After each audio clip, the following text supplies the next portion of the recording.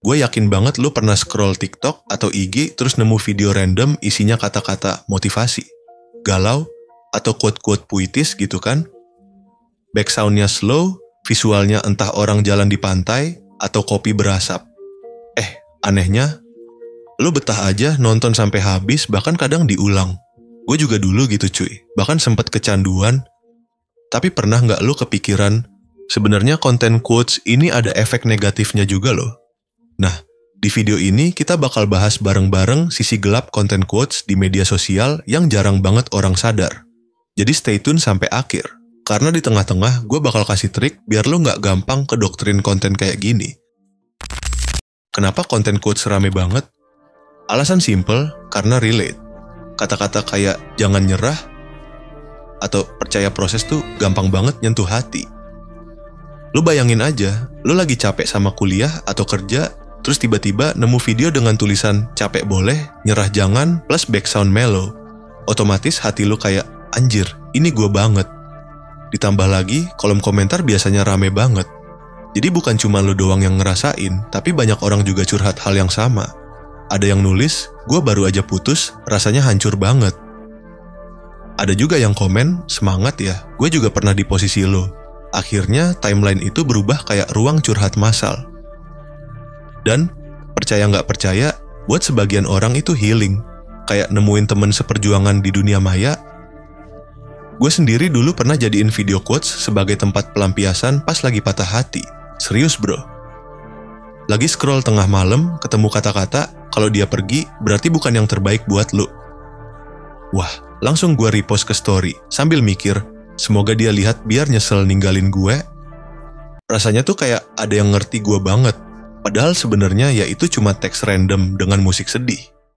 Nah, kalau mau ditarik ke ilmu psikologi dikit, konten quotes tuh sebenarnya main di otak kita lewat dopamin.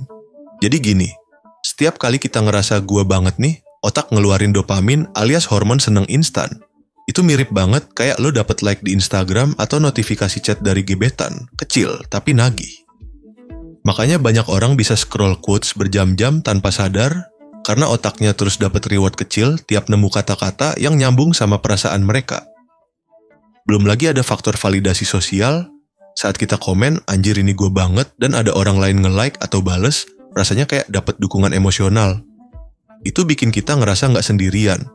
Padahal, kenyataannya, belum tentu orang-orang itu kenal atau benar-benar peduli.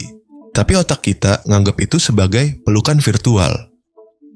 Jadi kalau digabung, efek emosional plus dopamin, plus validasi sosial, wajar banget kenapa konten quotes bisa viral parah, dan kelihatan lebih menguasai feed dibanding konten edukasi yang kadang lebih berat.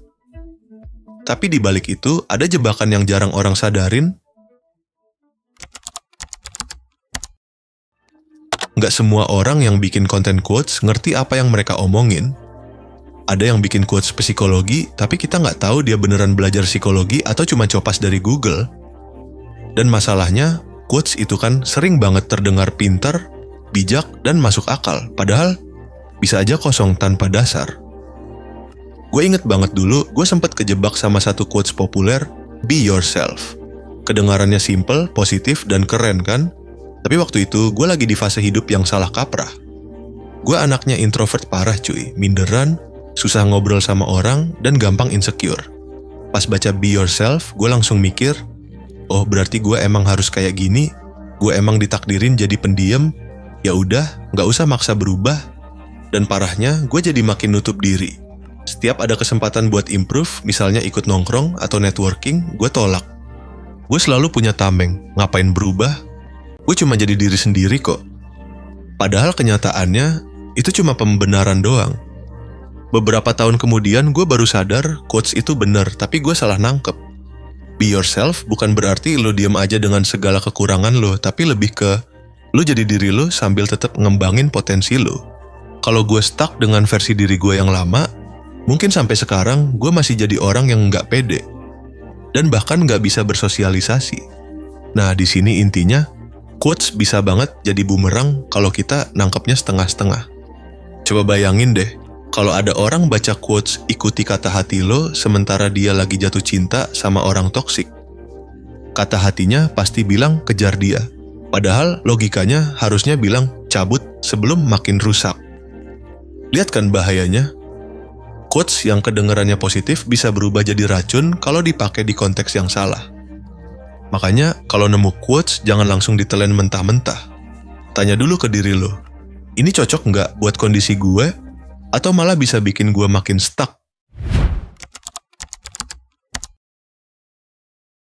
Lo masih inget tren split bill? Gara-gara rame di konten, banyak orang jadi berantem masalah siapa yang harus bayar. Padahal aslinya simpel banget. Ya balik ke kesepakatan masing-masing pasangan aja. Ada yang nyaman cowok bayarin semua, ada yang enakan patungan biar adil. Harusnya nggak ada masalah kan? Tapi gara-gara media sosial, tiba-tiba muncul standar baru. Cowok bayar berarti dia gentle. Cewek bayar sendiri yang artinya berarti mandiri. Split bill berarti modern dan adil. Lucunya, standar-standar ini nggak muncul dari pengalaman pribadi orang, tapi dari konten viral. Orang lihat, kebawa opini, terus akhirnya seolah-olah itu aturan sosial baru yang wajib diikutin. Dan bukan cuma soal split bill doang bro. Banyak banget tren serupa yang lahir dari quotes atau statement singkat tanpa konteks. Misalnya, kalau dia benar-benar sayang, dia pasti peka. Nah, kalimat ini jadi standar baru seakan-akan semua pasangan harus bisa baca pikiran. Padahal kenyataannya, komunikasi jauh lebih penting daripada nunggu pasangan jadi cenayang. Gue pribadi juga pernah ngalamin hal kayak gini. Dulu gue sempet percaya sama quotes cowok sejati nggak akan biarin ceweknya bayar.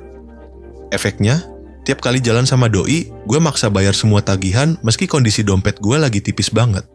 Tolong! Ngerti? Dari situ gue sadar, standar yang kebentuk dari media sosial itu seringkali nggak realistis dan malah bikin beban baru.